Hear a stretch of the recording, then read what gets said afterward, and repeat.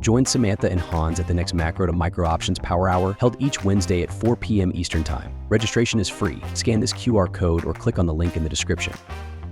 I did want to show one thing, Samantha, because somebody talked about ASTS earlier, and I thought this might be a good learning moment. Let me just answer Kevin's question real quick. You have to look, I have it in trend, Kevin, and it is actually a bull risk reversal for 2025, 2026. So anyway, it's posted in there. Okay, go ahead. You know what? I looked at one of those risk reversals on Crowd, and I said, I'm going to wait for it to pull back 10 or 15 bucks, and it just didn't. It would have been absolute gold, and I just can't bring myself to do it up here. But it would have been selling maybe a downside vertical credit spread down in the 70, 75 range to finance maybe an upside call spread. When you sell those vertical, if you just sell a put, you're going to get all that premium, and you've got more to put to use to the upside. But if you sell a credit spread, then you're really not getting very much, and you end up usually grabbing an upside call spread because that's all you can afford. And you probably usually have to pay extra as well.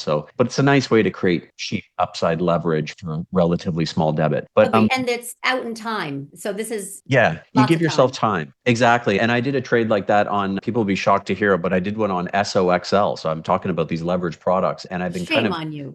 I've been talking down to them for months and months because I think they do get people in trouble. One of the main reasons is, as the option seller crowd, the theta gang out there, everyone's always, okay, you can make this every month. And of course they kind of gravitate towards the SOXLs and the MSTXs because they have those really juicy premiums. Now they're juicy for a reason because these things can move around. But at the same time, you have that leverage decay, which is very important. Most people don't even understand that it exists. And if you look at a chart of SOXL or MSTX, which was down like 90% at one point from its highs, you'll understand that something more is going on there than just the leverage. So these things get chopped up by lots of movement. And so it's counterintuitive, but I usually tell my mentoring students, I say, listen, resist the temptation to get in until you really are feeling good about an established trend. Because as long as we're in a realized vol movement, and what that means is up and down and false starts, false sell-offs, everything false, that is going to lead to this kind of leverage decay because these products have to add their swap products. So the person running the underlying strategy has to add, in order to get 3 times performance tomorrow, they have to assets to that. So they can only guarantee you 3 times for one day, roughly 3 times, but they cannot guarantee it over many days. And what happens is they end up having to rebalance, and that can hurt these products. So where the option sellers get things a little bit wrong is just when those premiums are very high is when you probably don't want to go near those products. Now, when you finally can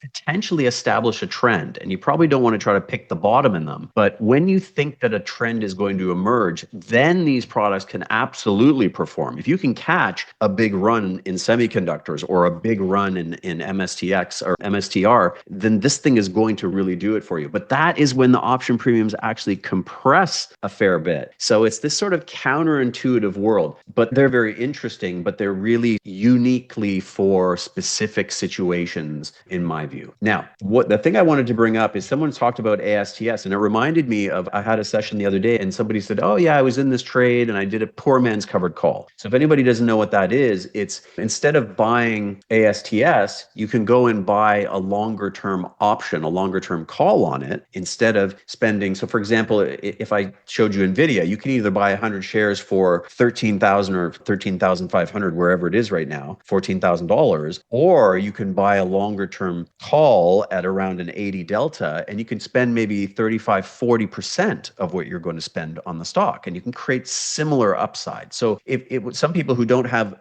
maybe a larger account and don't want to, if you're trading a Netflix, it's really hard to do an option trade on it. It's $1,000 stock, $1,200 stock. You need a whole lot of money to do just a one contract, right? So what people will do is these poor man cover calls and use leaps as a way to create that upside exposure. But then what they'll do is they'll try to generate, this is a very popular strategy, while they own this upside via in the money 80 delta call, they will sell shorter term calls in an effort to pay down some of the time premium that you have in that leap. So you're saying, well, I think I like ASTS. So let's give the example of ASTS. I like ASTS, but I'm saying that I'm going to sell some shorter term calls against that position because I don't think it's going to go up right away. Maybe it's going to take its time and sit around for a month. month, well, you're sticking your neck out there a little bit. And so they brought this position to me and they said, well, I was long a longer term 30 call on ASTS. And they said, we're short some, I don't know what it was, June of this year, June or July of this year. And I said, you got to be really careful with that because you're long, say you're long a 30 call that expires a year from now, it's got $8 of time value in it. If you sell something shorter term that effectively, if you get run over, if the stock goes up and you sell a June and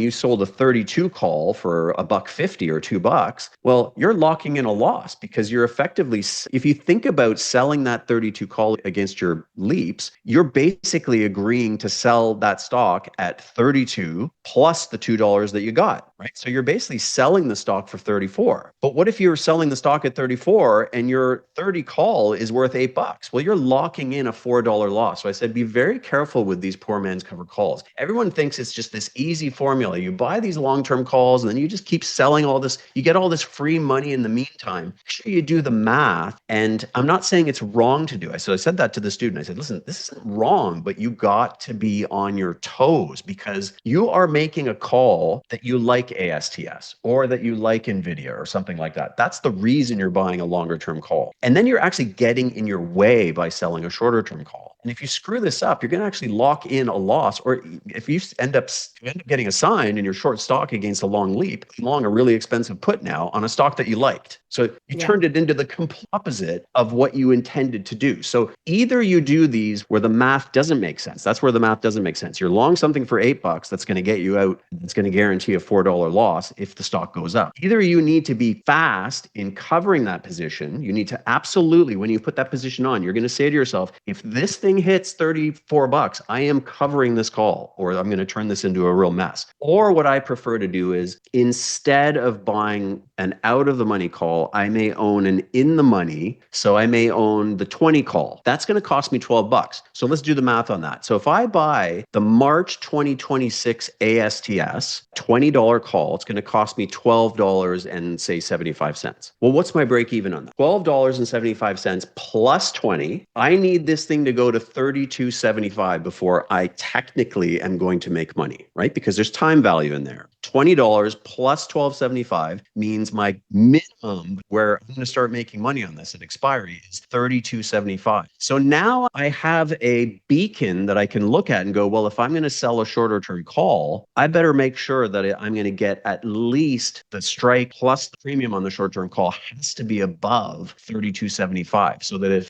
ASTS comes out with news tomorrow and somebody says, we're taking over this stock at $50, at least you're going to make some money. Upset because you should have been just long the call, but you're at least going to make some money. So I thought when you mentioned ASTS, I thought, oh, wow, I just talked about this with somebody. Be very careful with these poor man covered calls. Do the math, figure out what your break even is, and then use that to inform what strikes you're going to sell if you do want to sell shorter term calls. I'm not saying that's wrong to do the shorter term calls. You just do it right, or at the very least, you better be ready to move your feet Manage if it it goes against you. Yeah. Join Samantha and Hans at the next Macro to Micro Options Power Hour held each Wednesday at 4 p.m. Eastern Time. Registration is free. Scan this QR code or click on the link in the description. Watch the full Options Macro to Micro Power Hour episode by clicking on the video here and subscribe to LaDucTrading YouTube channel for more content.